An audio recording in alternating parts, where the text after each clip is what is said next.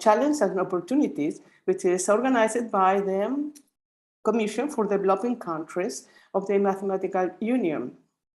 So this is, I am going to be the moderator. My name is Olga Gil Medrano, and I am the Secretary for Policy for the Commission of Developing Countries. There's a panel. The first thing I would like to mention is that questions are welcome via Discord channel. You can find the link just by clicking on the bottom. The presentation of the panelists is pre-recorded, but after the display, at the end of the video, enough time is left for live answers to the questions that you can post on Discord during the broadcasting. So you are welcome to post your questions in Discord. So the panelists we are 8 panelists, and we are representing different points of view. For instance, the participation of the Commission for Developing Countries and also the other 2 organizations well known as the SIMPA and ICTP. Also the point of view from the mathematical education. We have here the Vice President of the International Commission for Mathematical Instruction, and also the point of view of the Committee for Women in Mathematics. We will end with 3 presentations by mathematicians coming from different areas and regional areas in Asia, America, and Africa. So we can go with them. Video, please.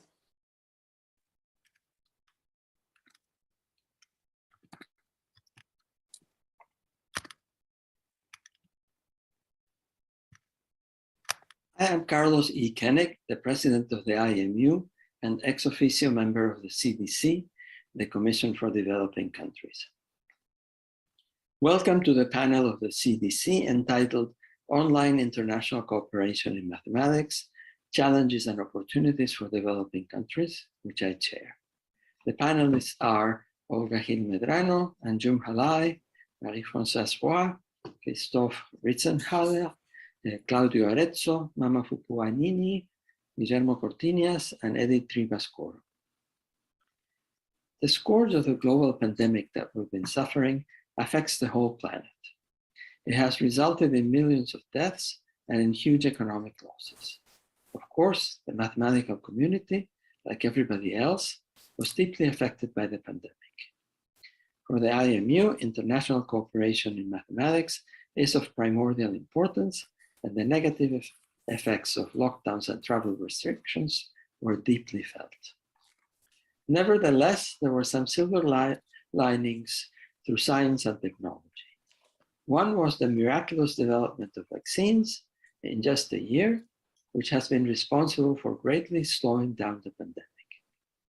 Another was the fact that the systematic development of electronic means of communication through the internet allowed many people, in particular many in our community of mathematicians, to continue in some form the international cooperation that we need and cherish. However, the difficulties in access to the internet in many developing countries made these benefits very unequal. The IMU has a long-standing commitment to the support of mathematics and mathematicians in the developing world. This is carried out by the CDC.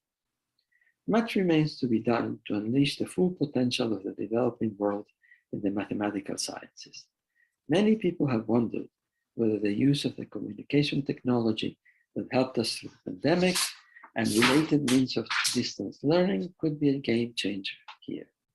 This is clearly a very promising avenue to explore, but a number of obstacles soon become apparent. For this to be feasible, it would be crucial to have accessible and affordable internet connectivity throughout the developing world. In my view, this should become like running water a basic human right. In this panel, we will see a number of different perspectives and experiences in these important and timely issues, with descriptions of things that worked well and also of the many challenges ahead.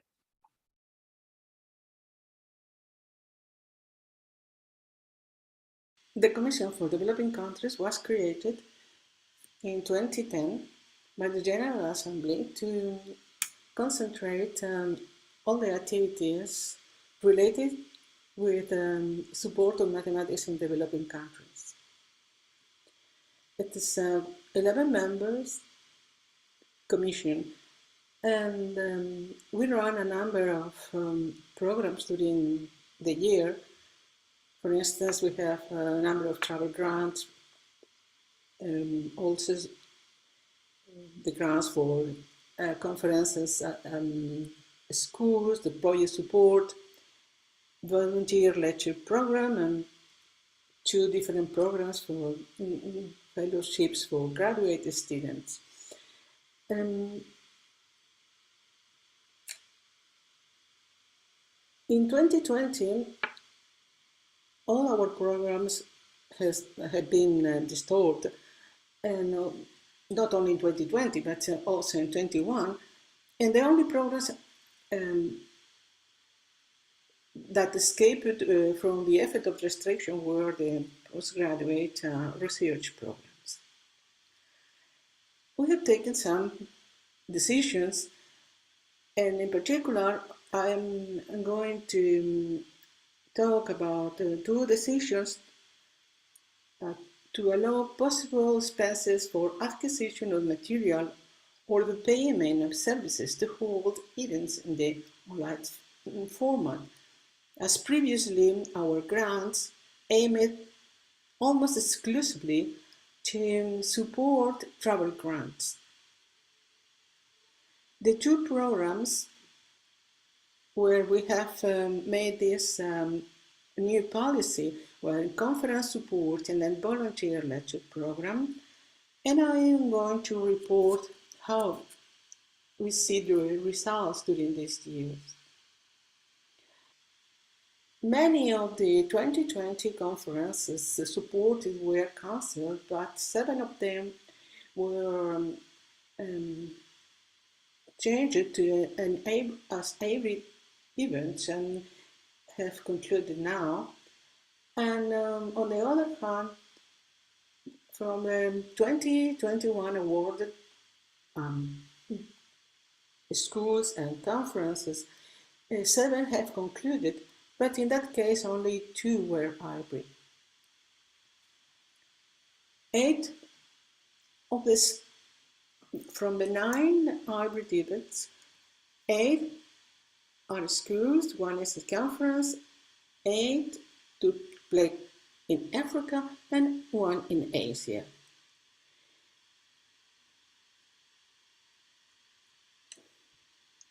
Let us see some examples of the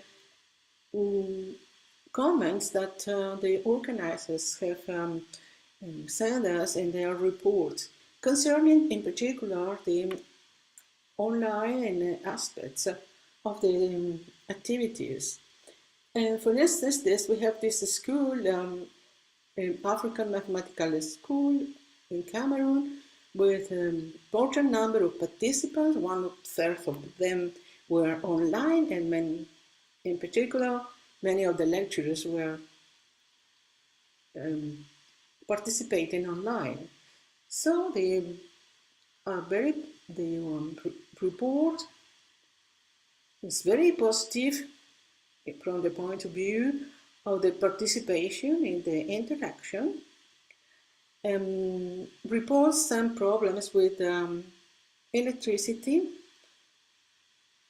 and these problems were partially solved because they can be able to use the grant, IMO grant in particular, to buy solar battery and be a teacher, to give lecture courses during 1 month.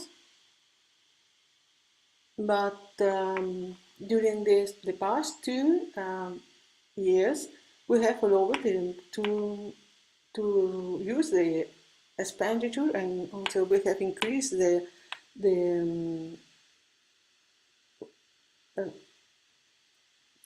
past 2 years. We have allowed to use the support and for acquisition of material, or even we have increased the total amount of the project.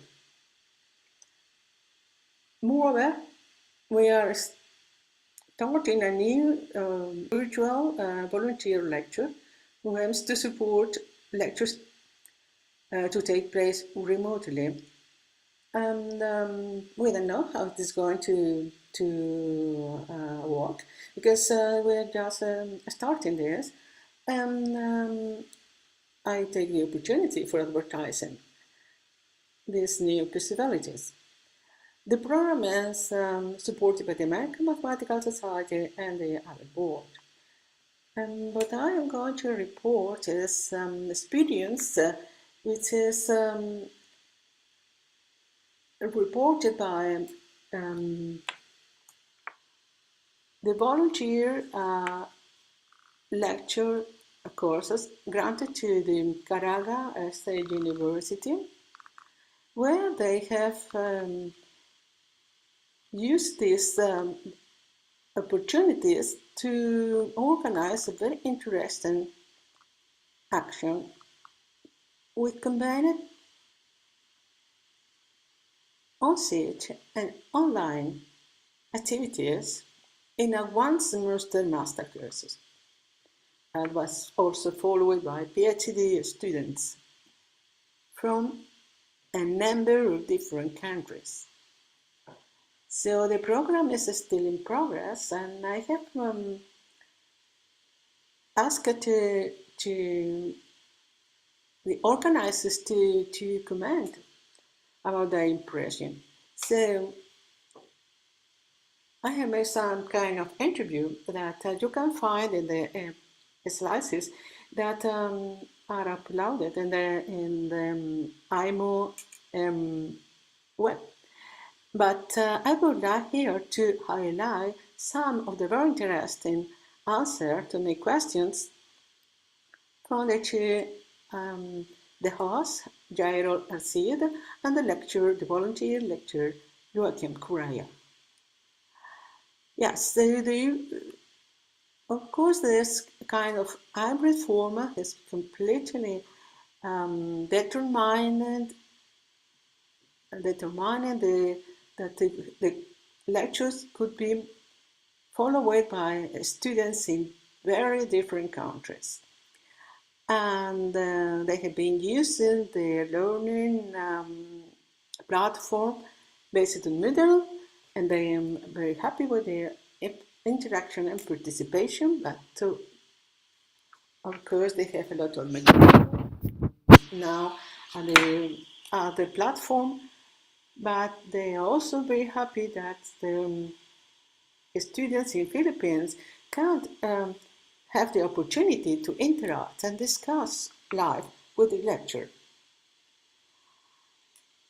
They were able to organize such interesting activity because in the Caraga Mathematical Department, they have been using the online learning format just 3 months right after the pandemic struck the country.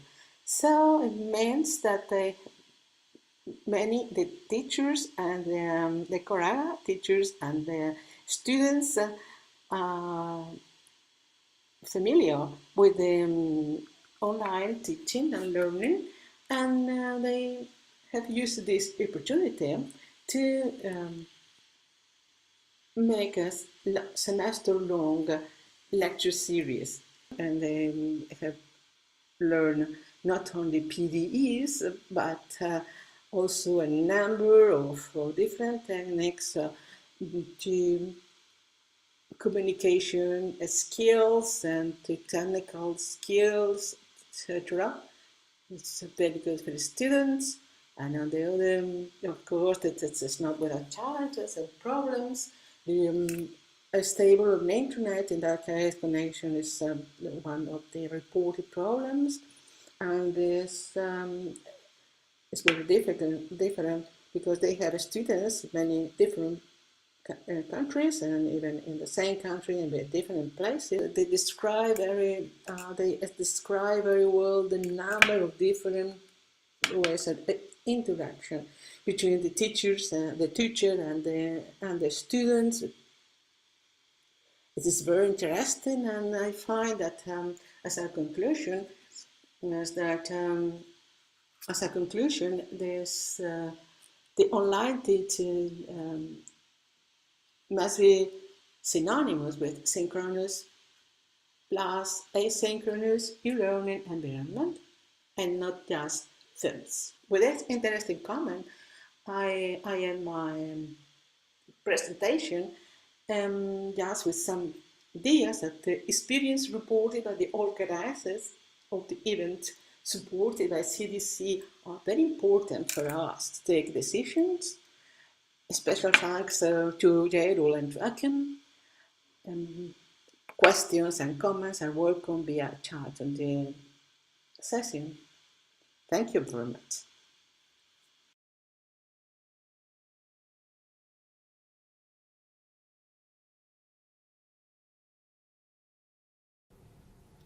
Good day and Assalamu alaikum. It gives me great pleasure to be a speaker at this panel discussion organized by the Committee for Developing Countries of the ICMAI, International Commission for Mathematical Instruction. The topic that has been assigned to us is Networks to Promote International Cooperation in Mathematics Education. I will speak to this topic in relation to a specific networks project, the Capacity and Networks project, which is led by and supported by ICMAI. Before I go towards the substantive topic, I would like to provide an overview of the global education context. If you look at the global education context, and I'm referring to UNESCO's Sustainable Development Goals, UNESCO, through a highly collaborative process, has provided a framework, an agenda of 17 development goals, of which goal number 4, the Sustainable Development Goal 4, or SDG 4 as it is commonly known, states that the aim is to ensure inclusive and equitable quality education and promote lifelong learning opportunities for all, not just for a few, but for all. And this agenda, education agenda, aims to achieve this by 2030. Now, if that's the goal, what is the situation in reality? About 262 million children and youth are out of school, which means 1 out of every 5 are out of school.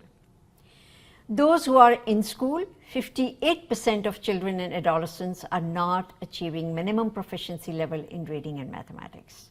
So that's the situation. Of course, we have made tremendous progress, tremendous achievements since the earlier Education for All Millennium Development Goals, which provided access to primary school, but still there's a lot of unfinished agenda and work that needs to be done. If you look at teachers, then I spoke about students and youth. Now look at teachers. The proportion of qualified teachers in the region has steadily declined since the year 2000 at both primary and secondary levels. And these numbers I'm taking from UNICEF's strategy to bridge the gaps, the report which is listed in the references section. So for instance, if you look at Education 2030 goals that I just spoke about, if we want to achieve those goals, then we need to recruit 15 million teachers by the year 2030, just in sub-Saharan Africa. Rest of the world, the number would be much higher. Now, in the wake of this immense teacher shortage, there are really many hard, fast-track routes for teacher recruitment. As a result of that, and there are a multiplicity of other reasons, we find that a large proportion of teachers lack the needed skills and do not have sufficient mastery of the concepts that they are expected to teach. And this is particularly evident in the case of mathematics and science. And you would agree when we say that the quality of an education system can exceed neither the quality of its teachers nor the quality of its teaching.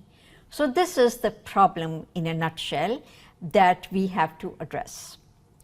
One approach to addressing it would be to provide really good quality mathematics teacher development. Approach that is among many, and one approach which can respond to this problem is building professional learning networks. Professional learning networks, I have provided the working definition that we are working with. I do not intend to read the whole definition, but the key point is that these networks offer new spaces for teachers to learn and grow. These networks offer opportunities for teachers to seek out beyond the immediate, beyond the physical face-to-face in-person networks, and the networks provide the opportunity to seek professional knowledge at any time and from anywhere in the world internationally. So those are some of the strong features of a professional learning network. I will focus now on the Capacity and Network project, which is supported by ICMAI and IMU and other partners. ICMAI has created this Capacity and Network project, and the main aim of this project is to create regional networks for mathematics educators, mathematicians, which are then in turn linked to international capacity. And what is the purpose? It brings together mathematicians and mathematics educators for teachers to upgrade their mathematics knowledge. So we know that it's a problem that very often teachers themselves do not have the conceptual knowledge and the skill set to teach mathematics in this case. And of course, it is not a one-way traffic. Mathematicians also need to better understand the changed nature of mathematics for teaching. When you begin to teach mathematical concepts, then it integrates with the pedagogy and the content knowledge, and what that integration does for mathematics for teaching, the mathematicians also need to understand that. So far, the ICMAI has had five capacity and network projects, and all of these are what I would call in the low and middle income countries. Low and middle income countries, as is identified by the World Bank on the basis of the per capita income. Over the last several years, ICMAI has organized 5 camp projects, and all of these are the first one to start was the Camp 1 in Francophone Sub-Saharan Africa region, and we have the ICMAI liaison colleague Jean-Luc Dorier. Camp 2 was in Central America and the Caribbean and is supported by the ICMAI Executive Committee liaison Martha Civil. Camp 3 in Southeast Asia, again supported by the EC liaison colleague Susanna Prediger.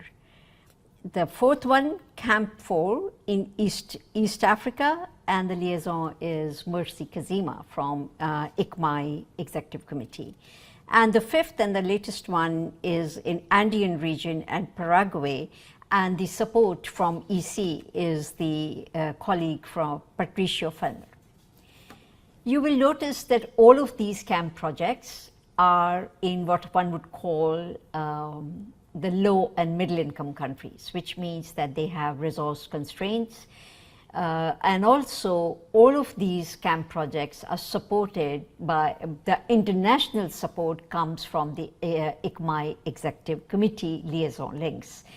Originally, when the project started, they started out through identifying a small group of critically committed individuals, professionals, mathematicians, mathematics educators who were on the ground and who worked with the ICMAI Executive Committee in ways that I will explain in a minute.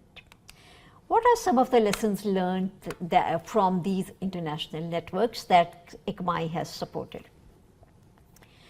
A key lesson is that you have to start somewhere, and it is better to start with a small group of highly motivated stakeholders, But then one should not stop there. One needs to expand. Expanding the network internationally is important for the sake of diversity. As you saw, all of the camps had their connections in the ICMAI Executive Committee.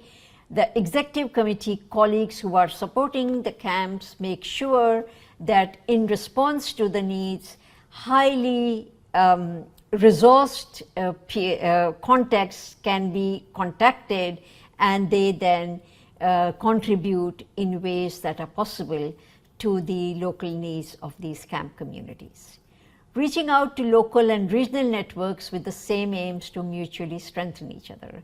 It is also important for the network to reach out to other forms of support on the ground, so that you do not work in silos, you do not work on your own, and also you do not duplicate the efforts that are going on. And we saw that the colleagues in Peru and in East Africa, the East Africa Mathematics Education and Research Network community are already trying to reach out to see what are the local forms of support, so that redundancies can be ruled out and mutuality of effort can be celebrated. It is important to let a governance and management model evolve through local efforts. So I think this is a very crucial point. It is easy to create a network, but it is very difficult to sustain the network to continue its effort and to be productive in ways which is responsive to the needs of the people on the ground. And how do you work with that sustainability? The work for sustainability comes if the governance, how it will be managed, who will ensure that there is a basic policy that governs the network. That governance model evolves through local effort. ICMAI did not impose its own governance structure on any of the 5 camps. In fact, the camps have evolved their own governance structures in such a way that they are locally relevant, but they also reach out to the global and international partners in ways that are mutually reinforcing. I would like to now close my presentation and take questions if there are any. The slide in front shows that the references which were used, referred to inform the presentation. Thank you very much.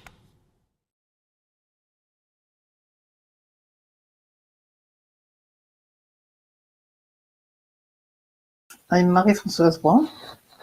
I'm the chair of the International Mathematical Union Committee for Women in Mathematics, and I'm also an emerita professor at the University of Rennes 1.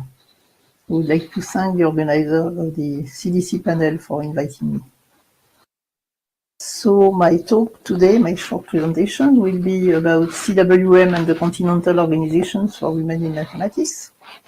And then I concentrate on 3 topics: the CWM ambassadors and their virtual meetings, the CWM call and what happened to it in COVID times, and the May 12 initiative in COVID times. So the Committee of the International Mathematical Union Committee for Women in Mathematics has been created in March 2015 after the International Congress of Mathematicians in Seoul. And it's the only global organization for women in mathematics. So we have a lot of information on our website, which is part of the International Mathematical Union website. So I really encourage you to visit our website. So these are the members of the committee. So all over the world, we are 10 members, 8 women and 2 men. And we are in touch in many continental organizations for women in mathematics. So we've been developing in recent decades. It started with the Association for Women in Mathematics in North America, which was created more than 50 years ago. Then the European Women in Mathematics organization started, followed by the African Women in Mathematics Association. Then more recently, the CGD, Committee on Gender and Diversity from the UMALCA, and now we are waiting for the very soon launching of the Asian and Oceanian Women in Mathematics. So we have an international list of what we call CWM ambassadors. Their role is to be in touch with CWM, to distribute the information that CWM is sending, such like e-sendings, such are, for example, call, and also telling us what is the activities for women so that we can put them on the website. So we have now more than 170 CWM ambassadors from more than 100 countries. And of course, it's not so simple to have a gathering of, because it would represent a big budget. In any case, it was also impracticable because of the pandemic. So finally, we decided to organize virtual meetings of CWM ambassadors by continents. And also in 2022, the global meeting of CWM ambassadors, which took place in February 11, which is the International Day of Girls and Women in Science. So just to take an example of the topics discussed in these continental virtual meetings, I took the example of the impact of COVID-19 on African women in mathematics, which was presented in the virtual meeting of CWM ambassadors in Africa with Professor Felipe Joseph from Nigeria and Professor Ouedraogo from Burkina Faso. And they insisted on two aspects: the positive side, which was that in fact there were new opportunities provided for some African women in mathematics related to COVID, basically because virtual conferences had a reduced or inexisting even cost of registration, no traveling expenses, no need to attend, and so this allowed for greater and more inclusive participation. And also, when there were conferences, workshops, and training sessions posted online for free, it encouraged a higher rate of attendance and participation, especially for young African women in mathematics. So all of these were new opportunities that were made possible by this COVID period. And of course, there is also a negative side. The negative side that researchers had to stay at home because of the shutdown of their institution for higher education of research, and then staying at home when you belong to an African country means you are maybe not connected and also have difficulties to work, especially given that schools locked down, so constant care of the younger children was needed, and the research time was reduced because there were competing demands on homeschooling for older children, family care quarantines, and in Africa, like in many other places in the world, but particularly Africa, women remain very much in charge of caregiving in the society. So now I turn to our annual call and what happened to it in 2020 and 2021.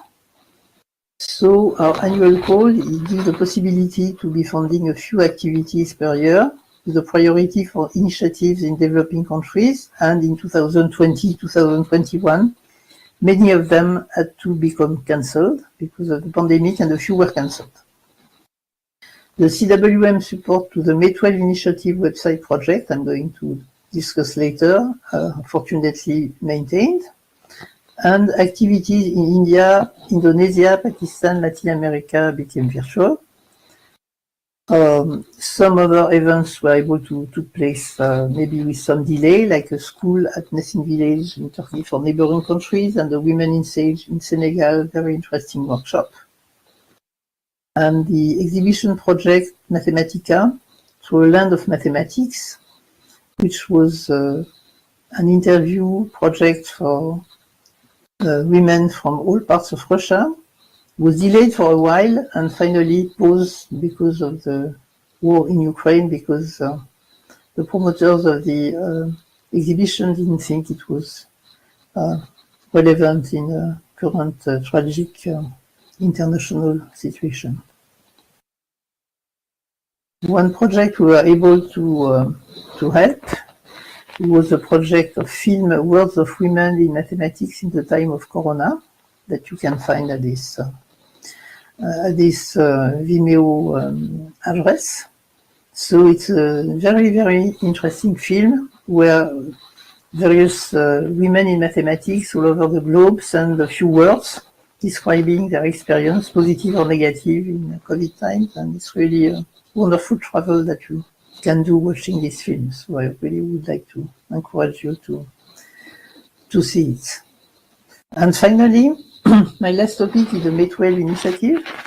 So May 12 is the birth date of Mariam Mirzakhani, and it was voted by the World Meeting for Women in Mathematics in 2018 in Rio. It was proposed by the Women's Committee of the Iranian Mathematical Society, and we decided that it would be a special day for celebrating women in mathematics. Due, of course, to the unfortunate too early death of Mariam Mirzakhani, who was the only woman who had received the Fields Medal in mathematics. So the initiative has been very successful. So there is a website and a coordination group with representatives from 6 organizations for women in mathematics: European Women in Mathematics, Association for Women in Mathematics, African Women in Mathematics Association, Indian Women in Mathematics, Committee on Gender and Diversity of the Umalka, and finally the Women's Committee of the Iranian Mathematical Society. And every year there are different initiatives. In 2020, due to the pandemic, the focus was put on the free screening of Secrets of the Surface, the mathematical vision of Mariam Mirzakhani, a beautiful film which is describing her mathematics and her life, both in Iran and in the US. So that was done in agreement with Zala Film, and the success was really beyond any hope, because we finally more than 20,000 links were sent to people who watched the film, and with many from Iran, also because there were subtitles in Farsi. So in conclusion, well, we see that there are many difficulties for women in mathematics in this period, especially in developing countries, but also some positive and unexpected opportunities.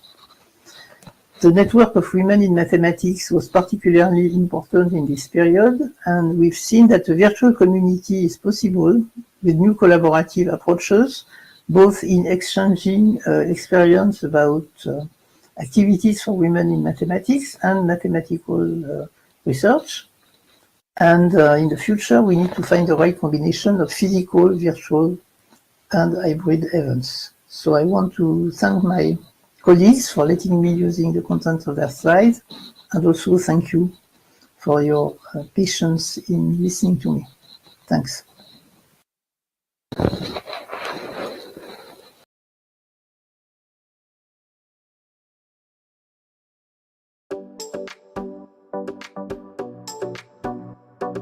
Welcome to the beautiful campus Valrose of Université Côte d'Azur in Nice, France. I'm Christophe Ritzenhaler, the director of SIMPA, and our headquarters are located on this campus. Before I speak more precisely about the use of online technology, let me first introduce you to our association. SIMPA stands for Centre International de Mathématiques Pure et Appliquées, International Center for Pure and Applied Mathematics. It's a French association, a UNESCO II center, and for more than 40 years it has been promoting international mathematics research in cooperation with developing countries and contributing to the training of mathematicians in these countries. We have a bunch of activities to do so. We have fellowships for students or young researchers, and we have research in pairs program for more advanced colleagues. But mostly our actions take place directly in developing countries with courses or summer schools.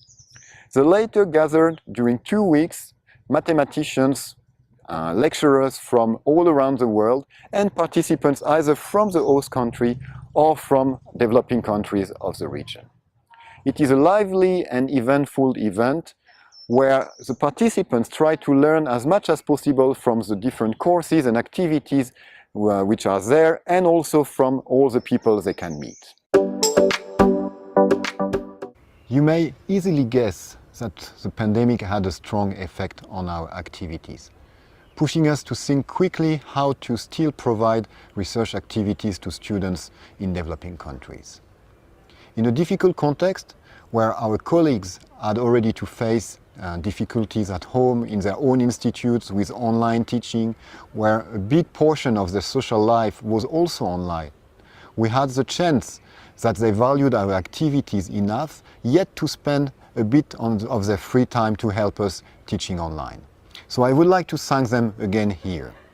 And thanks to them, we were able to organize during 2021 18 SIMPA schools, either hybrid or online, 7 online courses, and to support 14 students to come to short thematic semesters remotely. I will describe shortly what we got out of these experiences. I will tell you the pros and the cons of the use of online technologies and also the issues and the solution we found. From time to time it will be slightly technical, but I think really that the success or the failure of the use of online technology depends on how you handle details. One obvious issue is the lack of a proper environment for online teaching. I mean it first at a material level. A bad connection, a bad camera, a bad sound system. It may come as a surprise that the situation is not at all bad in all developing countries. In some of them, or at least in some institutes inside these countries, sometimes the equipment was amazing. But most of all, a proper environment means something different. When we go to a conference or when we go to a remote place to work with colleagues, what we are really looking for is a place away from our daily life occupation. We are looking at a place where we can concentrate on mathematics because the rest, like food, accommodation, is provided to us. So this is why, without surprise, the students who benefit the most from our activities were the ones who were able to be at the research centers when they were listening to online teaching. At the speakers level, there are also obvious challenges. Even if we become more and more agile to use all this online technology as notepads, there is still one main difficulty, which is the lack of feedback. For this, I would recommend as a solution, as a partial solution maybe, that whenever possible, you have at least a small group of students with the professor on site to help him recreate a kind of normal environment. Also, being a teacher is more than just a voice and a writing. It is a kind of performance. This is why, whenever possible, we provide our lecturers with a professional environment similar to a classroom. As you can see here, we have designed a room with 2 blackboards, professional camera for filming, interactive screen, and also a very good sound system. I see several advantages in the use of online technologies. First, it helps us factoring our actions toward various groups simultaneously. We had, for instance, some schools or courses with more than 100 participants from all around the world. We can also continue our activities even when there is an obstacle to travel.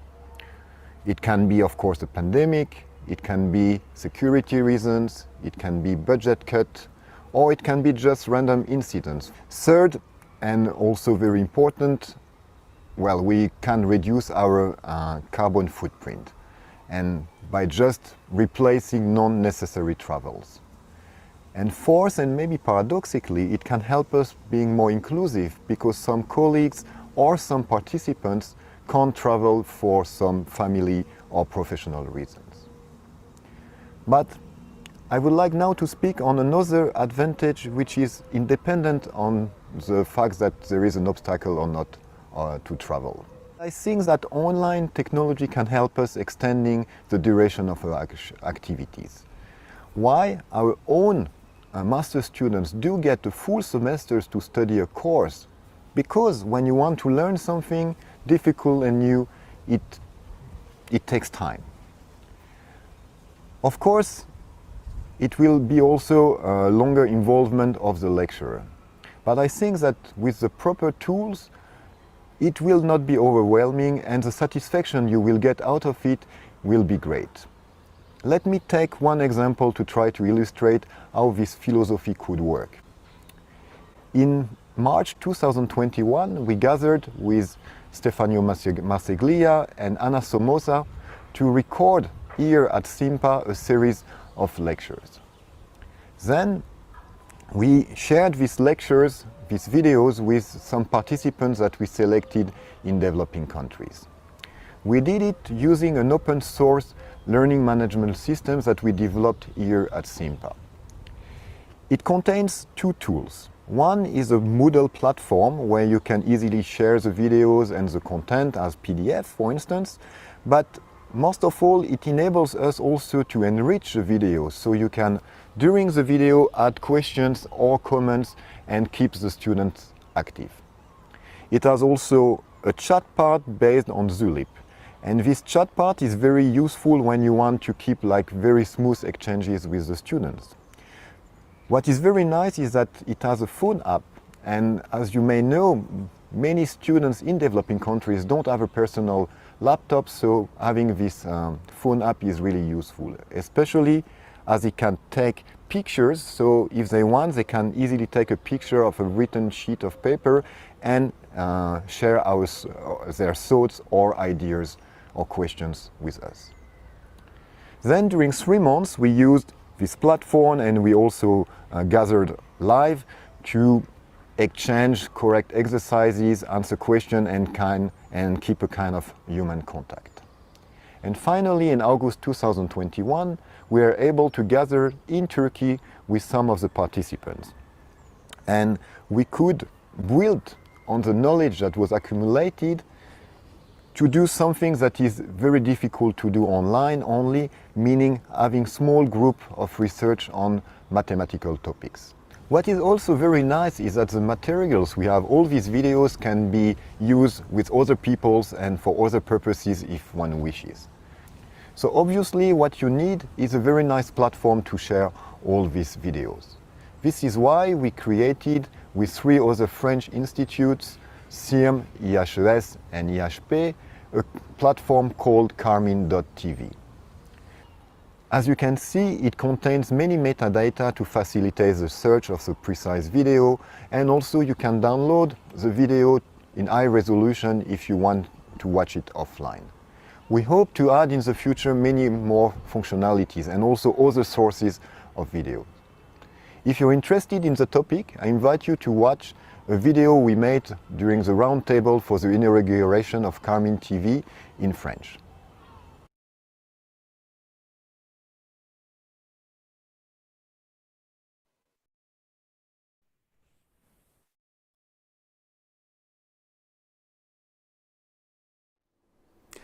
So, thank you very much to the organizer for giving me the possibility to introduce you to all ICTP programs and to discuss how ICTP has reacted to the past 2 difficult years. Let me first remind everybody that ICTP is a research center run in collaboration between the Italian government, UNESCO and the International Atomic Agency in Vienna. ICTP has always had the philosophy to provide a specific program targeted at mathematicians and physicists at every stage of their career, starting from master level programs, 1 year full-time in presence here in Trieste, called the diploma program, and then moving on to PhD courses and PhD degrees awarded together with CISA, junior associates, senior associates and regular associates for faculty members in developing countries who are actually selected to come and collaborate to do research in Trieste at ICTP for extended period of times and for a number of years. We also have various research in pairs program for scientists who actually want to go somewhere else.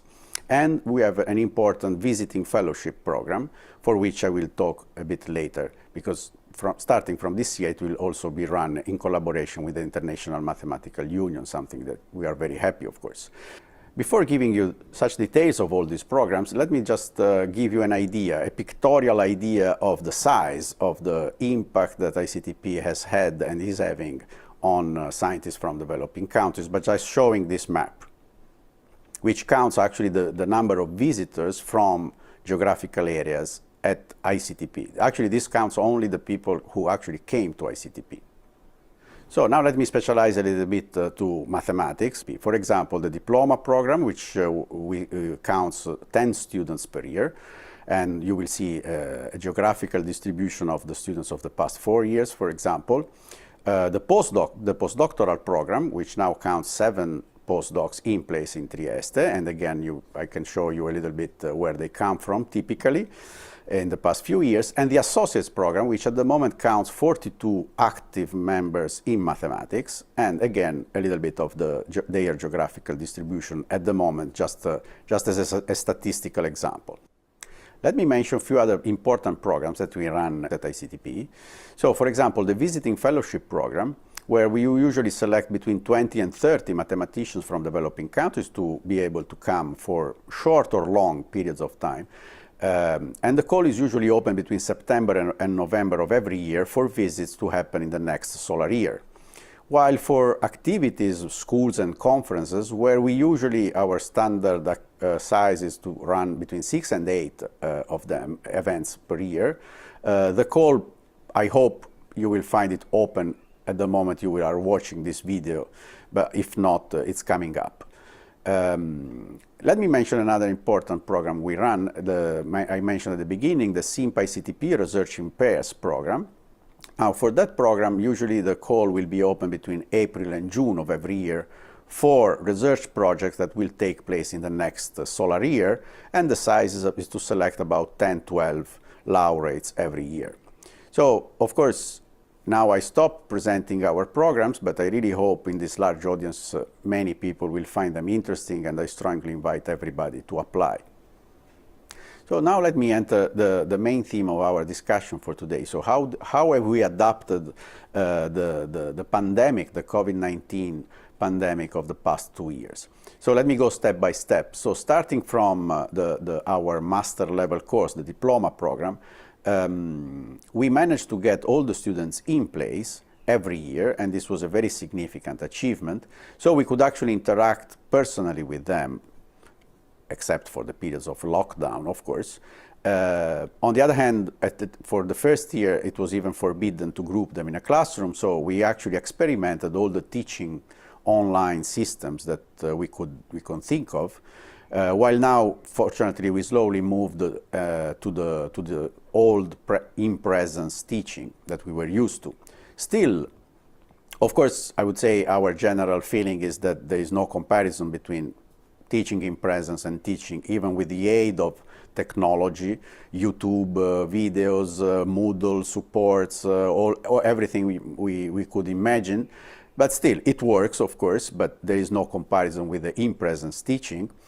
In any case, having the students being here, it was possible anyway to tutor them individually in person for almost all the time. So in some sense, we could even balance with this type of teaching tools. So that was one thing. Another project, there is now an ongoing project in Pakistan where ICTP is coordinating a master program with ComSats Lahore. And actually, they had to go fully online because these courses are taught by an international faculty. And in that situation, of course, the help of the technology was even more substantial to make the program successful. In terms of the everyday research life that we ran at ICTP, of course, the beginning was really dramatic because without visitors, without associates, without schools, we felt completely alone. During the pandemic time. So of course we reacted as probably everybody. We started running online seminars. We ran about more than 100 seminars, I think, starting from the pandemic. Now, fortunately, the situation has changed. We can actually run our seminars regularly in presence. But actually on top of that, I would say the most interesting thing was to notice that it was actually working a new system that we didn't experience before, of collaboration and working together, where actually for longer periods of time, I speak about 2 or 3 months, a small group of people would actually group together and either study or do research together on a specific theme.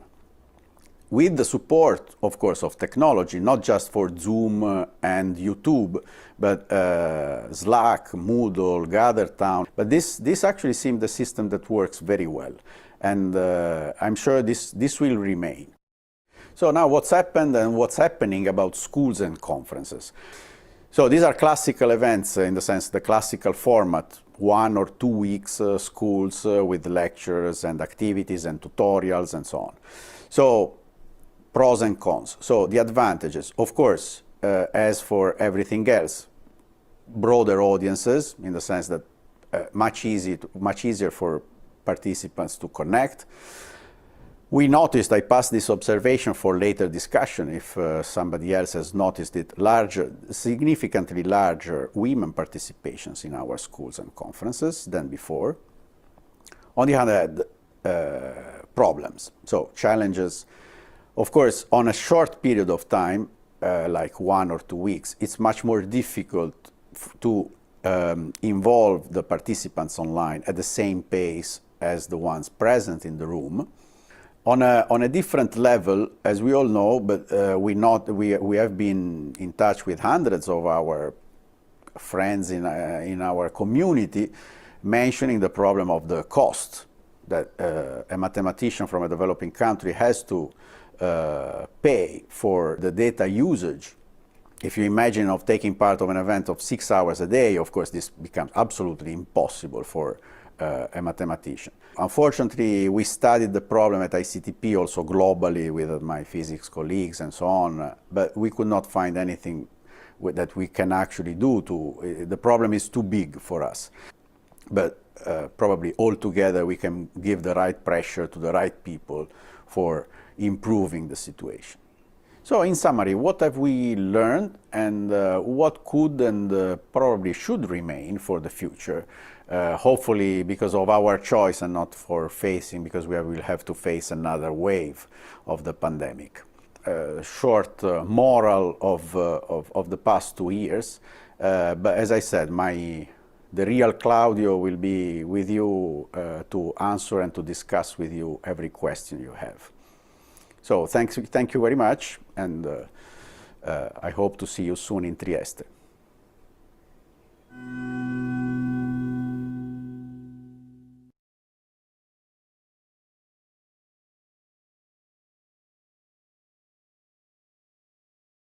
Hi, welcome to my talk on online activities experience at EMS. I'm Mama Foupouagnigni, the Chief Academy Officer of the EMS Global Network and the President of the EMS Center in Cameroon.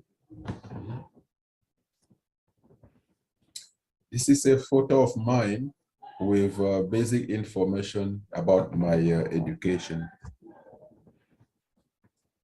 Before explaining to you how the travel restriction due to COVID-19 impacted our activities, which is the main topic of this talk, I would like to give you basic information about the African Institute for Mathematical Sciences, which is the first Pan-African network of Center of Excellence founded by Professor Neil Turok in 2003 and having 3 main activities: postgraduate education, research, and public engagement in STEM. We do have 5 centers in Africa, located in South Africa, Senegal, Ghana, Cameroon, and Rwanda. The vision of this Pan-African network of Center of Excellence is to lead the transformation of Africa throughout innovative scientific training, technical advances, and breakthrough discoveries.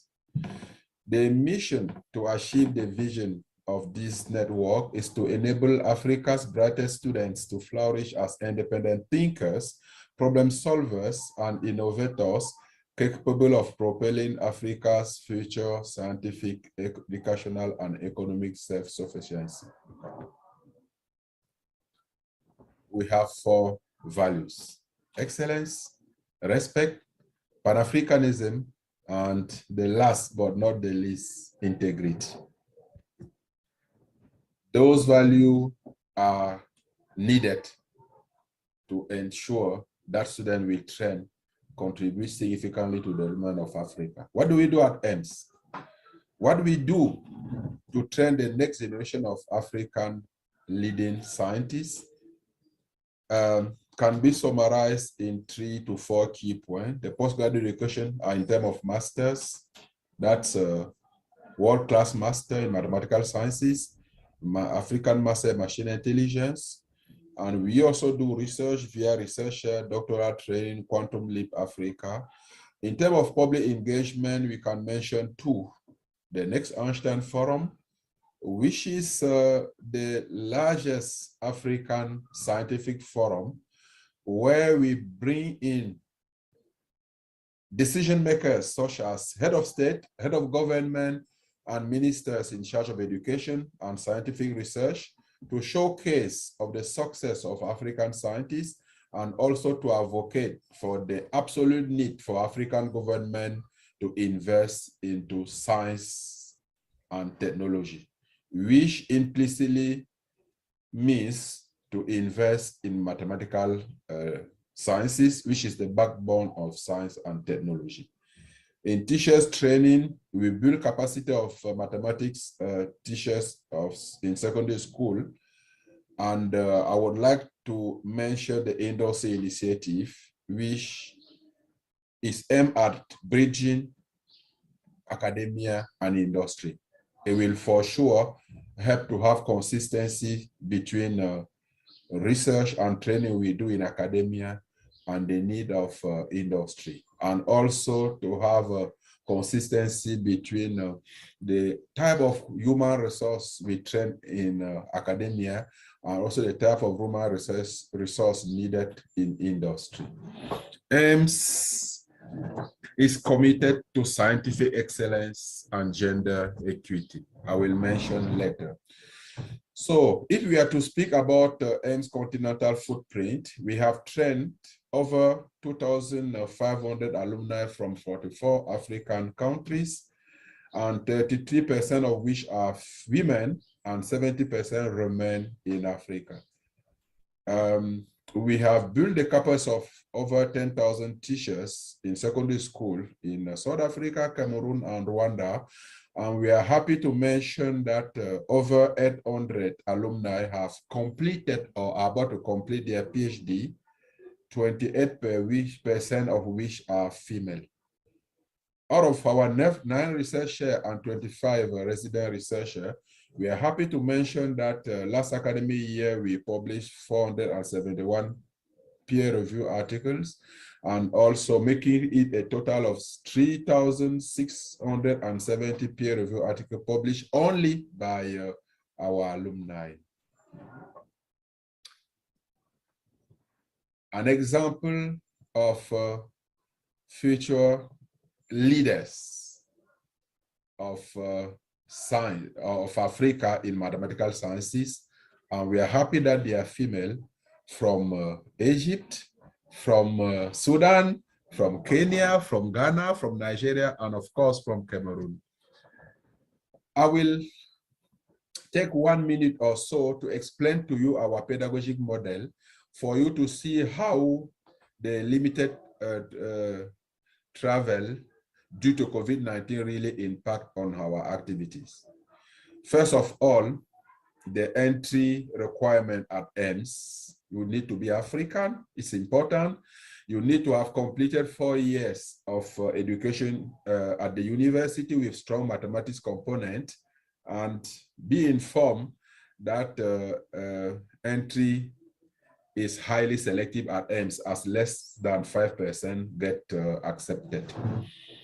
The unique and innovative pedagogy model can be summarized as a highly motivated top students from Africa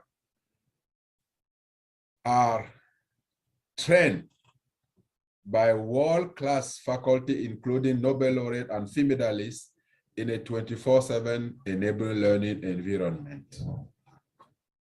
You can then see that these 3 components come together: the student, the world-class faculty, and the 24/7 learning environment.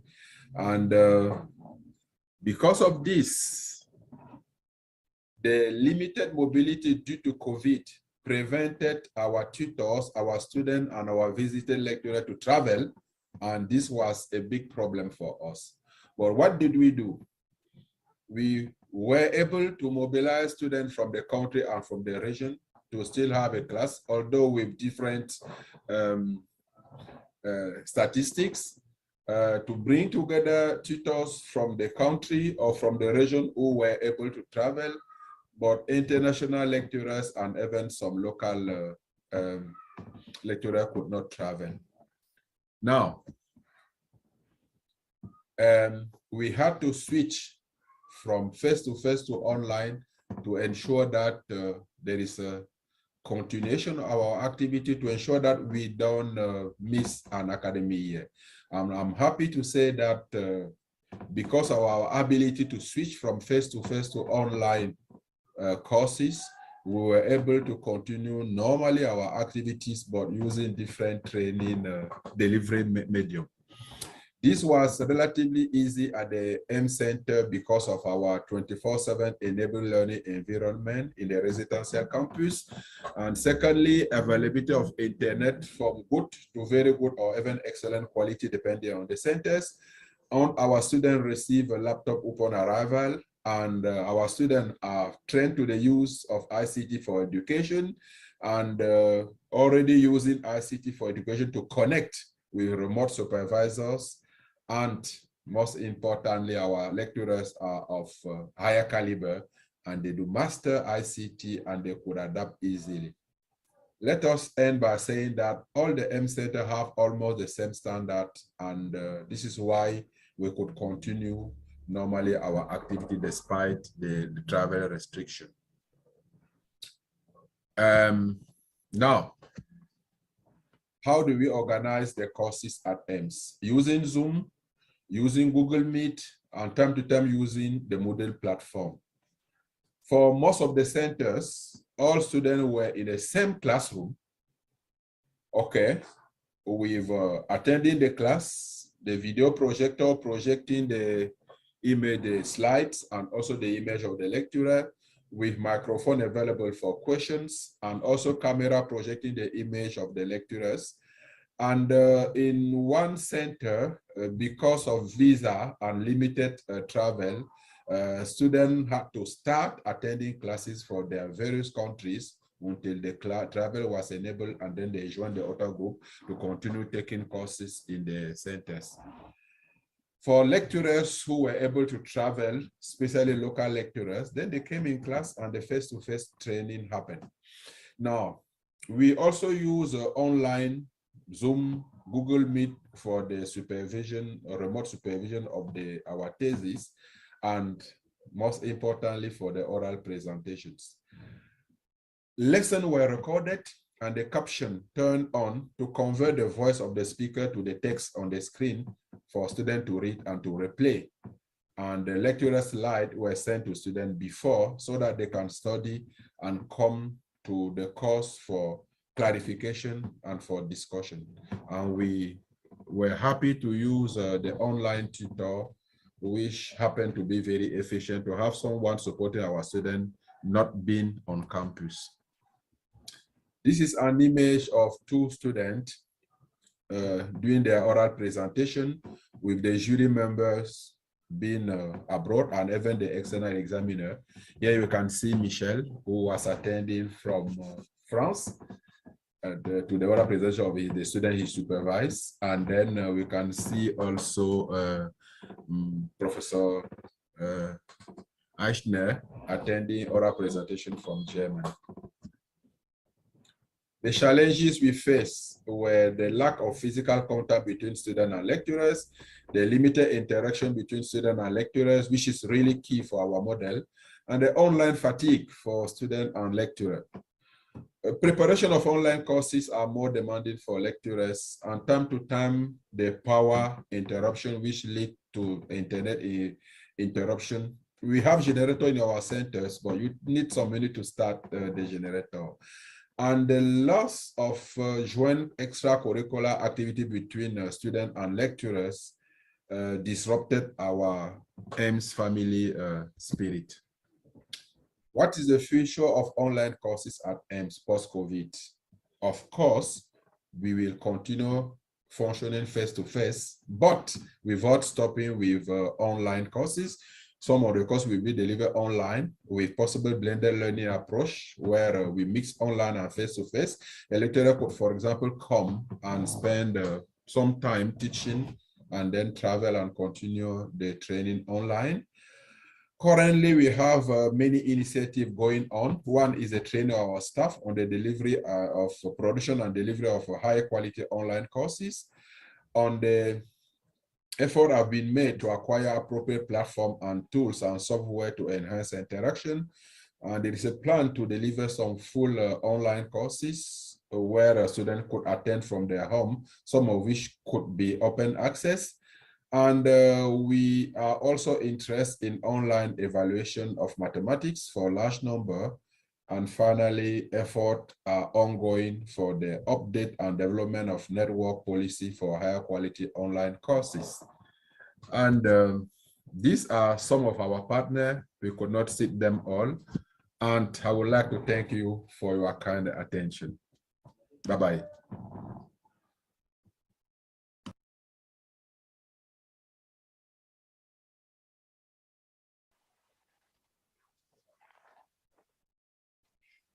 The Mathematical Congress of the Americas, MCA, is the quadrennial meeting of the Mathematical Council of the Americas, an association of mathematical societies and institutions from the American continent, spanning from Canada and the United States in the north, down to Argentina and Chile in the south.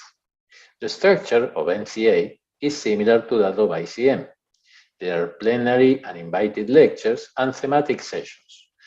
Important prizes, both for young and for senior mathematicians, are presented, and a general assembly of the council takes place during or shortly before or after the Congress, where a call for bids to organize the next Congress is launched. The first MCA took place with great success in Guanajuato, Mexico, in August of 2013. Together with my colleague Andrea Solotar, and with the support of the Argentine Mathematical Union, UMA, we put together a bid to organize the 2017 MCA at our school in Buenos Aires. However, the Council decided to award the Congress to the competing bid to organize it in Montreal, Canada. The next call for applications came in 2017 during the Montreal MCA. We reapplied and were awarded the honor to organize MCA 2021 in Buenos Aires. Thus, when the pandemic came, we had already been working for 7 years towards organizing an MCA in Buenos Aires. Early in 2018, we secured the domain mca2021.org and set up a webpage, which can now be found here, by October 2018. The Council gave us, by October 2018, the Council gave us the list of confirmed plenary and invited speakers, which we announced on the webpage.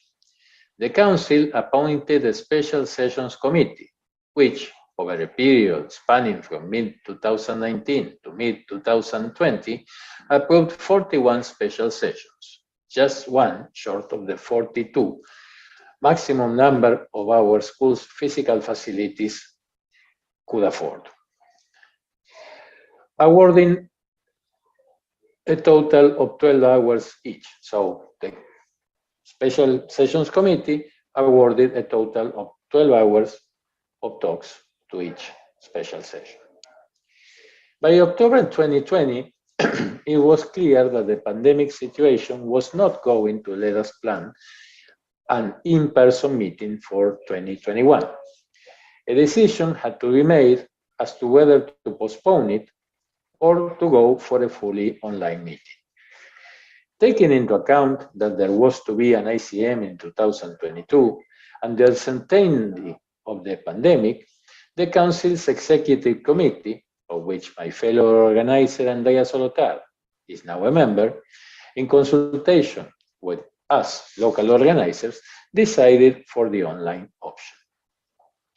The precedent of the very successful first fully online annual meeting of the Argentine Mathematical Union, Virtuma, celebrated in September of 2020, weighed heavily in our minds for going in this direction, as did the also successful prize award ceremony of the Mathematical Union of Latin America and the Caribbean, UMALCA, which had taken place also in September, virtually in Montevideo, Uruguay. We set up the structure of NCA, taking Virtuma as a model. There would be live and pre-recorded talks. All talks, including those originally broadcast live, would be recorded and made available. See this YouTube channel. There would be a forum where session participants would be able to post their pre-recorded talks and to view and comment on each other's presentations. In order to make all this happen, we put together a virtuality team composed by Gaston Garcia from the University of La Plata, and Maria Chara from Universidad del Litoral, Santa Fe, both from Argentina, naturally, but not Buenos Aires, who had helped organize Virtuma, and Ivan Sadovsky Costa, my colleague, who was responsible for managing the Argentine Mathematical Olympiad Forum. They joined our Congress website master, my department colleague Santiago Laplagne, who had long experience setting up online registration and abstract submission systems for various math conferences. Numerous challenges had to be overcome for the live and pre-recorded and forum setup to work. For instance, the fact that our region spans 6 different time zones meant that we had only a few hours each day to broadcast live lectures at times that were reasonable for all. In addition, we had to keep the commitment the Special Sessions Committee had made to allot 12 hours to each of the 38 sessions. 3 of the original 41 had been cancelled by their organizers, who preferred not to move to the online format. Moreover, session organizers wanted participants to have the option to attend them live, not just through the forum. Moreover, we had to host an award ceremony where the work of each of the prize awardees was to be properly explained, and where each of them had to have time to say a few words. It was clear that we wouldn't be able to make all these activities fit into the week-long period of July 19 to 23rd originally allotted to the Congress. So we ended up spreading the program over a 15-day period, starting with the award ceremony on July 9, followed by the sessions week, held July 12 to 16, where each of the sessions was assigned 8 hours each, and the main week, which included 4 hours of plenary and invited talks and 4 hours of session lectures, completing the 12 hours awarded to each of them. We thus started off on July 9th, Argentina's Independence Day, a holiday here, with the MCA Awards ceremony, which we organized in the Math Department conference room, following the scheme used in the UMALCA ceremony. 2 presenters, my Math Department colleagues Daniel Carando and Constanza Sanchez, emceed the whole event.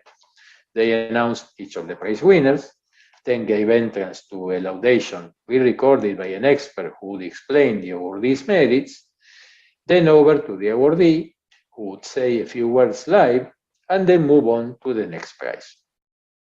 All this switching from one stage to the next was masterfully managed by our department system manager, Rodolfo Cosalter, assisted by Noelia Cano from the school's IT support. All Congress live activities were staged on the Zoom platform. For both the sessions week and the main week, a person was assigned to monitor each of the activities and to assist speakers and session organizers with technical matters. 29 people, mostly graduate and undergraduate students, joined us and the virtuality team to make this possible. The forum worked out very nicely also. Lecturers would pre-record their talks and upload them to the internet, for example, via YouTube. Then they would send us the video link, which would be added to the forum so that participants could watch them embedded there in the forum. The abstract submission system and the forum were linked so that participants could also access them, the abstracts, via the forum. Here are a few numbers of the Congress. We had 1,644 registered participants. There was a total of 790 talks. 759 of them were session talks, and 31 were plenary and invited talks. Luckily, everything ran smoothly overall. I am very proud to have been part of a wonderful team who showed that the Argentine math community in general and that of the mathematics department of our School of Exact and Natural Sciences of the University of Buenos Aires in particular are up to organizing events of this size and importance. Thank you very much for your attention. Here again are a few links related to the Congress.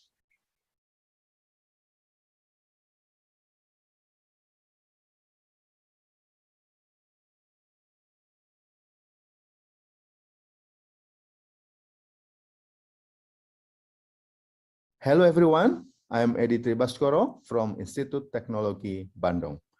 Thank you for the committee for the invitation. I am very honored to be able to speak at this event. The pandemic period that has lasted more than 2 years has given many restrictions. However, on the other hand, the pandemic also opened up new opportunities and present some challenges.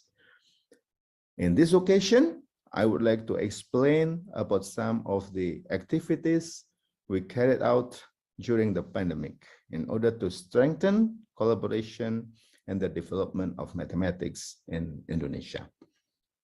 In mid-2021, I started to organize a webinar activity to revive research atmosphere which has been weakened by the pandemic and at the same time reactivate long-standing research collaborations. I call this webinar Combinatoric Today's series with aims to discuss the development and the recent progress of graph theory and combinatorics. I invited prominent combinatorists from various countries, whom most of them are my long-standing friends and collaborators. I'm very grateful that they accepted our invitation to share their expertise. Special thanks to Professor Sherry Prager, Professor Catherine Greenhill, and Professor Ian Wanless from Australia, Professor Aurel Serra from Spain, Professor Akira Saito, Professor Shinara, both from Japan, and Professor Peter Cameron, and Professor Tom Kelly from United Kingdom, and Professor Martin Grohe from Germany, and Professor Pilsada from Kashmir, India. The topics were very varied, ranging from graph and hypergraph, Latin square, coding and designs, flattering problems of polyhedra, and graph neural networks. They were all 10 speakers in year of 2021. I'm very amazed that this activity were attended by many participants, usually around 70 to 80 people from various countries and from various professions. They were lecturers, researchers, postgrad and undergrad students from Indonesia, from Malaysia, Thailand, the Philippines, Australia, even from Japan, and also from Europe.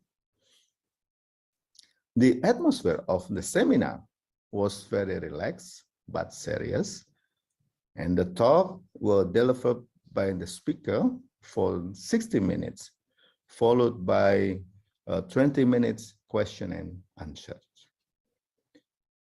The success of the organizing 2021 event give us the confidence to continue this series in 2022, this year, by inviting more world combinatoric figures.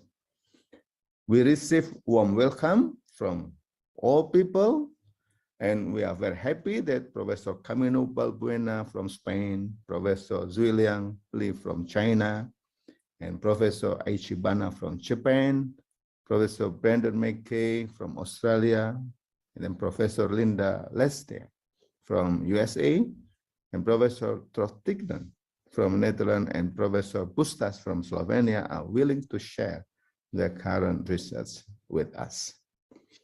The first 4 talks has been done, and another 12 more will last until December 2022.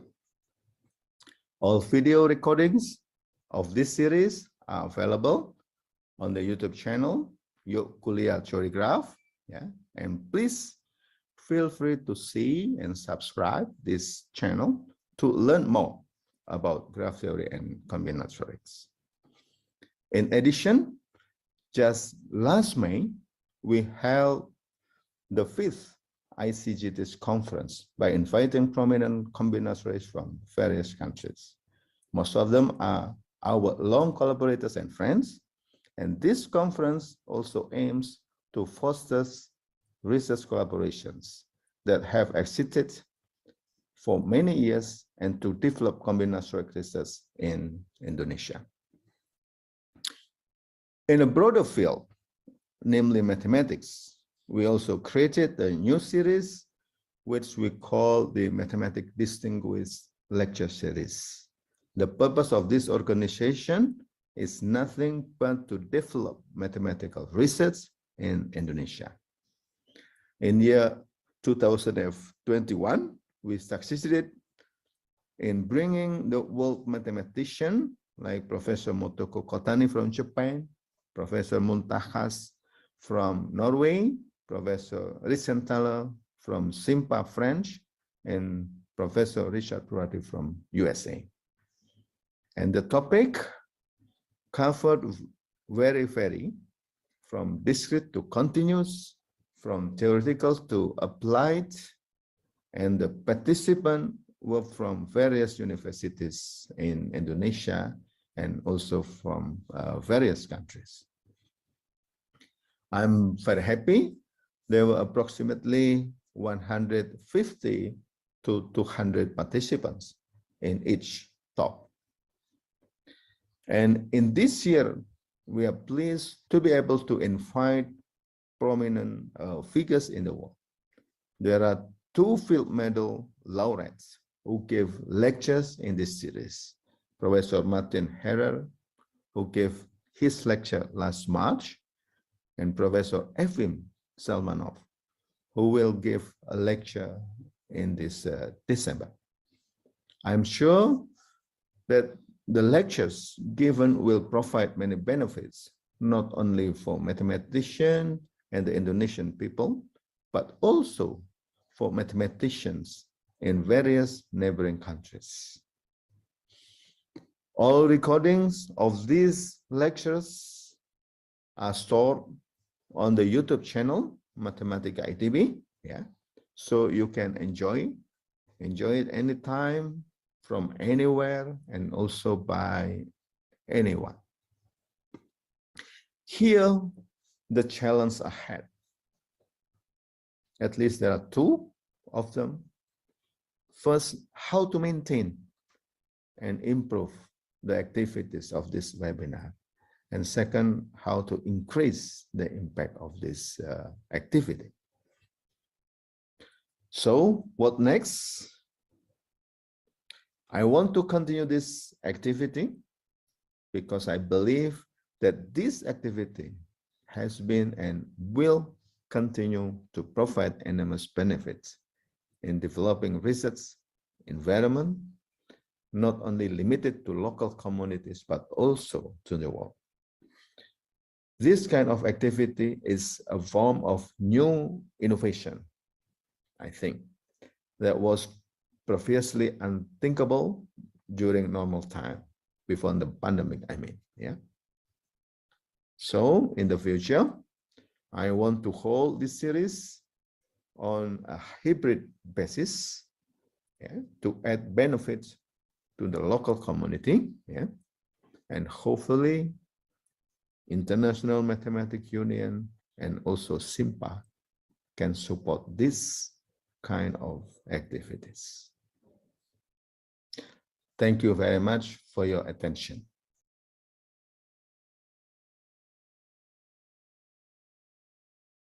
We have seen in this panel a whole host of different experiences related to online communication for teaching, research, and collaboration in mathematics, with different degrees of success taking place in many different developing countries. The needs and efforts vary greatly according to the region and the educational and scientific level. These needs vary from the development of sustainable networks to enhance the capacity of teachers at all levels, especially in low and middle income countries, where this need is great and progress is very difficult, to the needs of developing countries that are quite advanced in teaching and research in the mathematical sciences, and where virtual advanced schools and seminar series are being developed. For this last group of developing countries, these virtual experiences expose researchers and advanced students of mathematics in entire regions to cutting-edge work by world leaders in various topics. Moreover, in these regions of the developing world, very high-level international conferences in mathematics can be successfully organized. This has great potential to accelerate progress in these developing countries, but also limitations have emerged.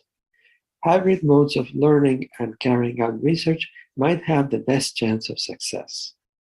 However, infrastructure issues like good internet connectivity and stable electrical grids are significant obstacles.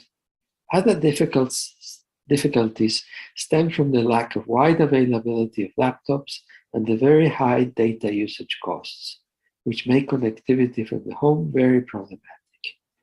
Perhaps the strategy of concentrating the activities around well-equipped centers at the high end of the educational level is a preferable approach at this point in time. The problems of capacity building for teachers in low to middle income countries remain very difficult. As we can see, much remains to be done, but we have reason to hope that these new tools of communication and of learning will accelerate the progress of the mathematical sciences in the developing world. I want to finish by thanking the panelists for this very interesting discussion and all of you for listening. Thank you.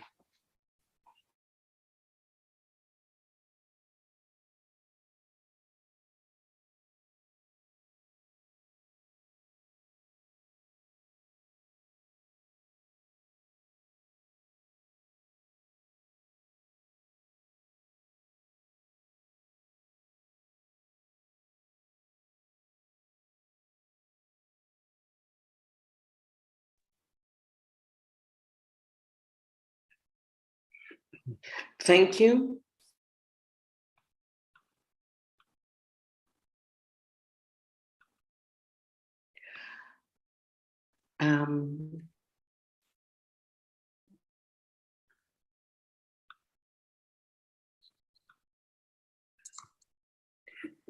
Thank you very much to all the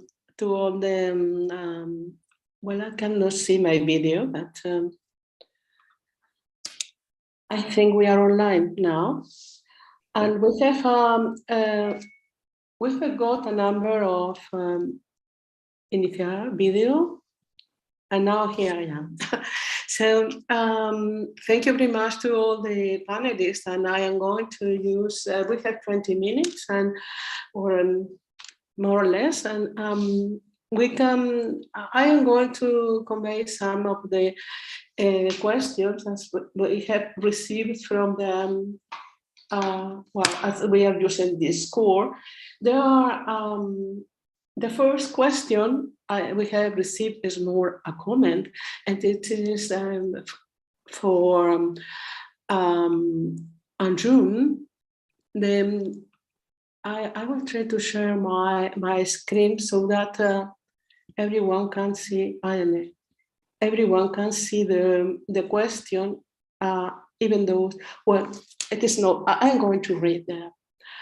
The question, the comment comes from Chris Strong from the United States, and he said that Dr. Halai has addressed the issue of upgrading the mathematical proficiency of teachers in developing countries. But in many cases, this is not the main problem. Teachers in Africa are struggling to survive. For example, under the current system in Cameroon, teachers may have to teach for several years without pay until their dossier is complete. Under such conditions, the teacher's first priority is to find ways to survive, and upgrading their mathematical knowledge is not a priority. So please, Anjum.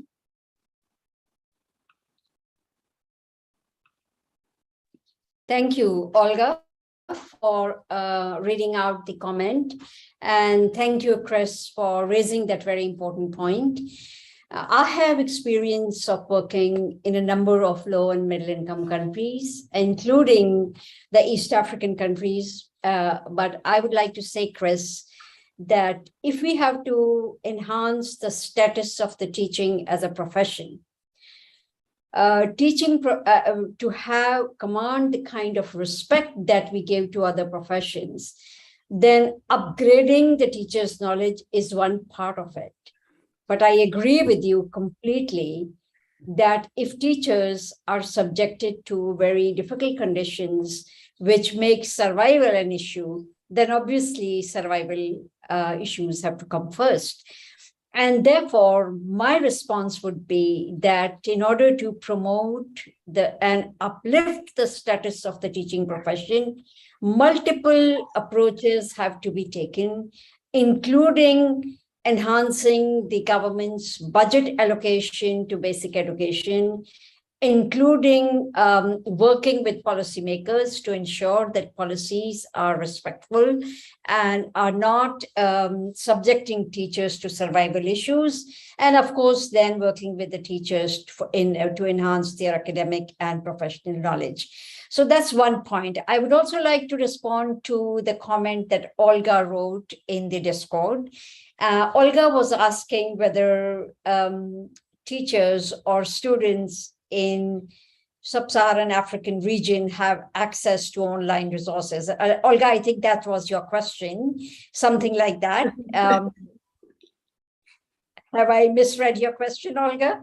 But anyways, what my response to that interpretation of your comment or question is that there is access. Rapidly growing digital infrastructure is there in sub-Saharan Africa also, but there is immense variation. That's number one. Secondly, in households of immense poverty, students will feel that students will find that they do not have spaces, protected spaces in which they can access the online material and learn in a protected environment. And thirdly, two more points. Thirdly, I find that even if the digital infrastructure has spread, it does not mean that students in extreme poverty have access to devices, tablets, or smartphones, particularly girls. So those issues remain.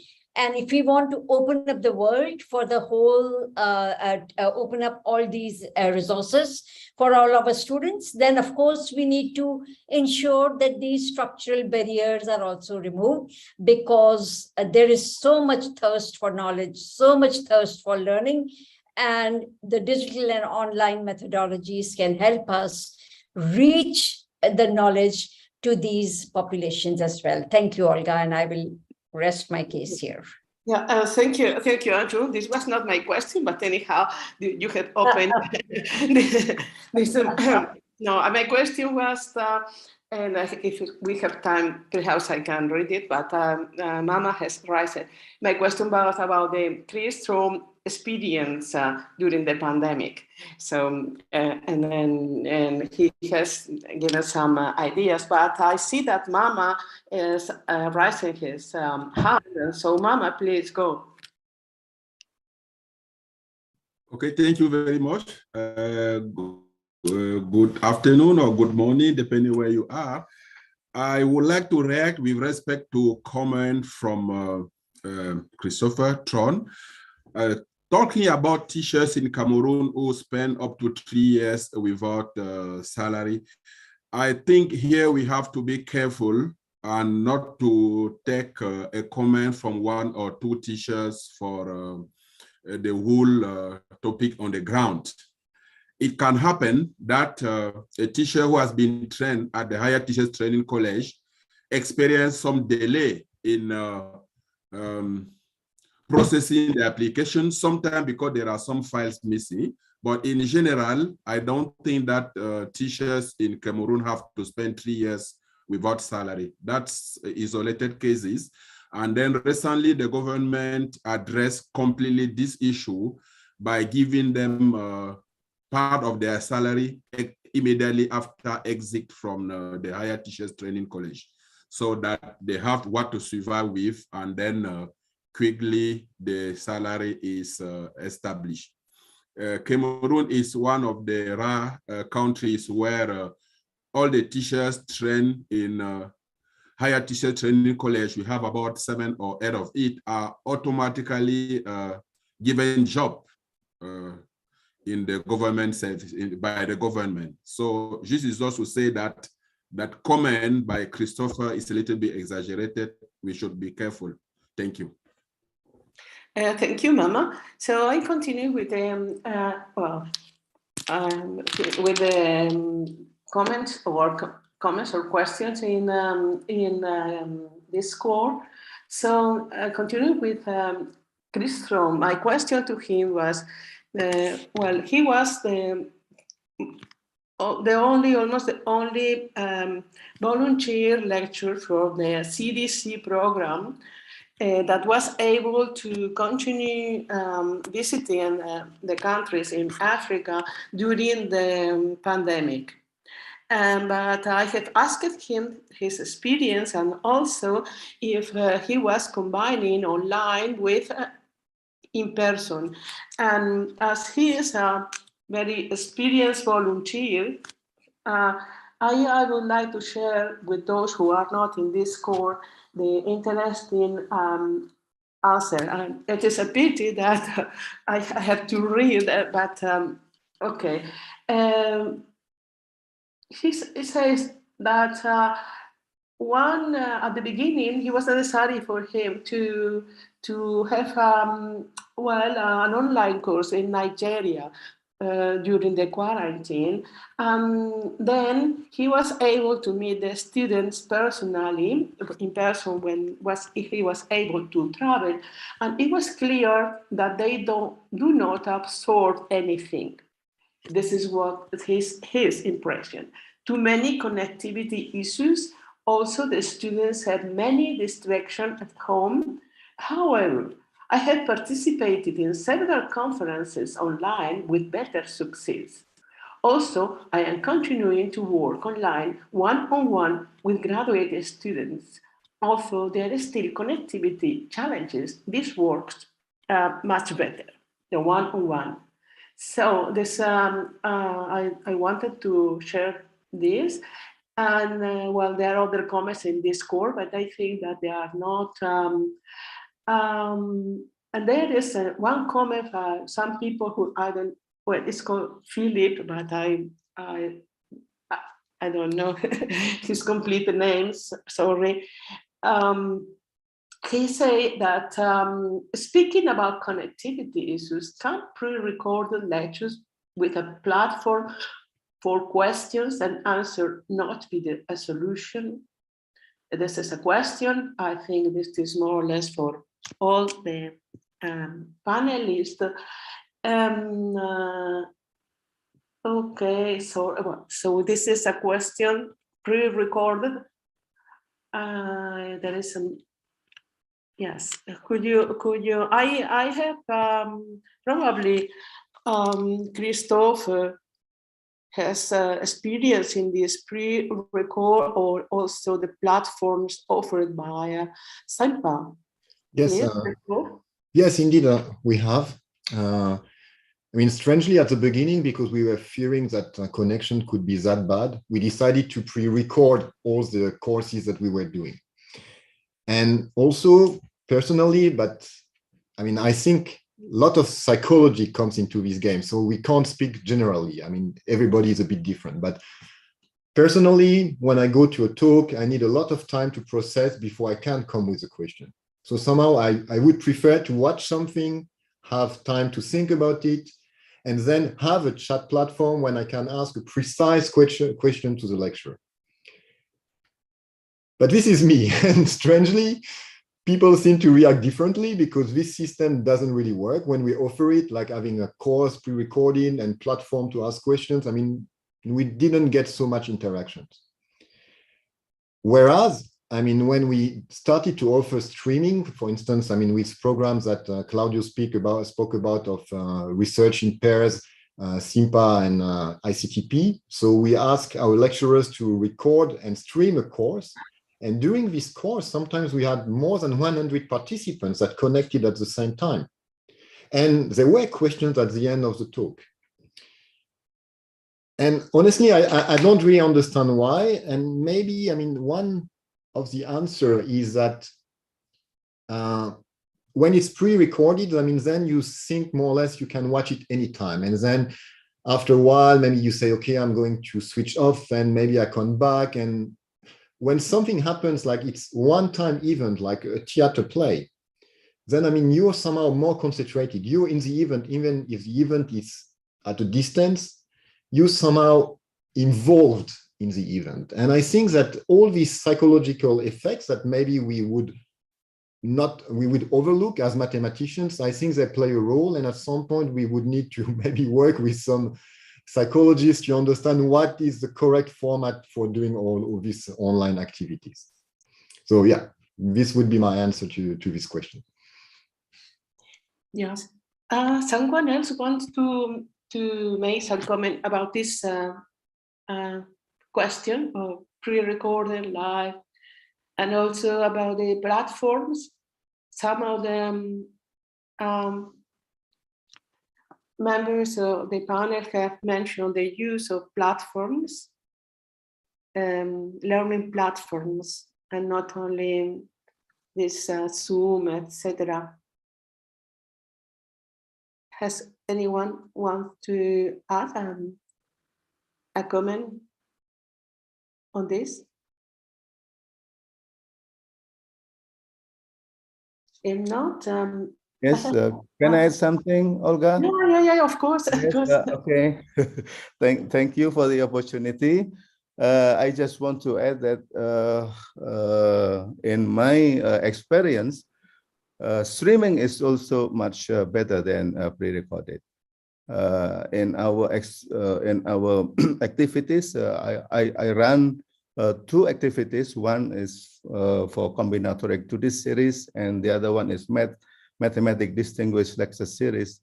Both are all live by using Zoom. And so far we didn't have any problem on the connection. Only one or two from probably how many lectures already we run. The previous year we have around 6 courses plus 4, so we have 10. And then now this year we have another already probably around 8 courses here in both events. So only 1 or 2 has a problem with connection, but resolved in that time. So yeah, so I'm happy that we have quite good connection, and a lot of people not only coming from Indonesia but also from abroad, from Philippines, students and researchers, and also from Malaysia, Thailand, even Japan, Australia, and other in Europe joining this event. And we choose the proper time. I think timing is one of the key success to do that. to select the time, because to allow people from other countries. Okay, that's my thank you, my addition. Yeah, thank you very much. I have another question, which is related with the big events having different time zones. This is not with not teaching, but in her conferences. And I think that for this, perhaps experience from I don't know, Marie-Françoise has experience in organizing these meetings with ambassadors and with different time zones. And probably also Claudio has this same experience with ICTP organizing these lectures, invited lectures, and with people in all around the world. Could you please both share your ideas? Also, thank you. I can say a few words on that. Well, first, I feel that when it's a real worldwide meeting, finally, we tend to choose a time which is convenient for people in Europe, because if you want simultaneously to have people from Asia and people from America, finally, it's kind of inconvenient for people in America, it's inconvenient for people in Asia, and reasonably convenient for people in Europe, which or with people in Africa, because often the time zones are similar to Europe. So I think that's something a little unfair, but it's also some fact that we cannot forget. And the way we were dealing with these difficulties in time zones was to have first some continental events where people who are more or less at a similar time zone. And then after we had all these continental events in various parts of the world, then we had a more global one. And there many people had to make efforts in order to be attending. But it's truly, and we have also a similar issue with something I did mention, which is now the collection of webinars of the Standing Committee for Gender Equality in Science, which is also pluridisciplinary, and we had many requests of not always doing it at the same time zone, but at the end, it turned out that beginning of the afternoon European time is what is more convenient for many people in the world. Profoundly unfair, but a fact. Claudio, you have something to add? Yes, actually, the time zone problem also connects to the platform problem that was raised before. Our experience, I mean, in terms of technicalities, platforms, I am a bit embarrassed because I think every colleague I asked also to prepare for this meeting has a different taste and would recommend a different platform. So I didn't find two people actually choosing the same one. So I think at the end, I can gather that the platform is not that important at the end of the day. But what is probably more important is what I tried to mention also in my presentation is the format. I do believe that we are entering a new phase where we are not going to have 8 hours of seminars or lectures per day, but I think the cooperation, collaboration in terms of, I'm thinking more in terms of research because that's what ICTP is more tempted to do more. I think also for training, at least at the level of PhD, it works better to spread everything on a much larger period of time. And this actually solves automatically the time zone problem, which at ICTP, I must say at the beginning, we went a bit crazy. I think there were even a couple of events where we repeated the lectures twice a day, once in the morning and once in the night. I mean, the lecturers were doing all sorts of experiments. But at the end of the day, it seems like the best thing to do would to have a longer period of time covered by one research or training activity. I'm really thinking of, for example, 3 months. We just finished a kind of research school in commutative algebra, for example, organized in parallel between USA, Vietnam, and India. And it took 3 months. and they were using only two afternoons for 3 hours, maybe 4 in some very exceptional cases per day, twice a week.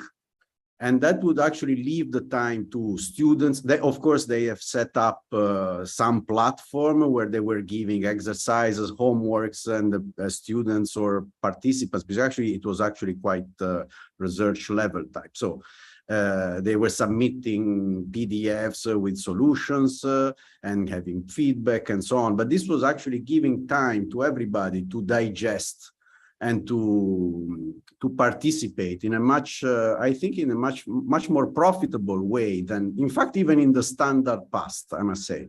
This could even be a better format than the past one. Of course, it would be nice, even for such thing, at the end or at the beginning or in the middle, to have a real meeting. I mean, the coffee machine is a critical tool for doing research. So, and to have a coffee together, it's really unreplaceable. But at least for the time where you actually have to learn something and to do the exercises and so on, I think that's the format where at least I suspect for the next few years, and actually not to open another discussion, but we are, of course, under the COVID punch in the stomach, but actually we are starting having big problems about traveling in terms of costs of tickets, not COVID related, apparently, for other reasons. So traveling is becoming extremely expensive. So I think we have to face, we have to be prepared for few years of this type of new collaboration, where, of course, I mean, physical meeting will be crucial, eventually will be crucial, but it has to be, probably has to be organized and minimized in some form also for the cost problem. Yeah, thank you. So we have very few, very short. I have a short question for Guillermo, Guillermo, who is there. So your meeting was not, had no problems with the time zones, but because it was mainly in America, but have you find differences between the people who were attending the meeting from Central America and those for the very countries on the north or on the, say, Canada, etc.? You feel that they were able to connect? Well, I mean, we didn't record any such problems. Of course, occasionally session participants would have some web problems, but it wasn't something generalized. The time zone difference, I mean, of course, it was all in America, but people in the west coast of the U.S. found that we started very early, and it was, for us, it was like at noon. So, and then so we had the main program ran from like 11 or 12 until 3 or 4 in the afternoon, local time. And then the sessions came, and then depending on which time zone you were, the sessions ended, I mean, in the night. So, I mean, we did as best we could, but I mean, time zones were, the time zone difference was a problem, not as big as if we were wanting to organize something with Asia or the Oceania, but it was kind of a problem too. Yeah. Well, so we are. Well, the time is over, almost over. So thank you very much to you all. I want we continue our interesting discussion, perhaps in some CDC meeting panel, not in the ICM. And thank you very much, and see you soon. Okay. Okay. Bye-bye. Bye. Yeah. See you. Bye. Bye-bye. Bye-bye. Bye. Bye-bye.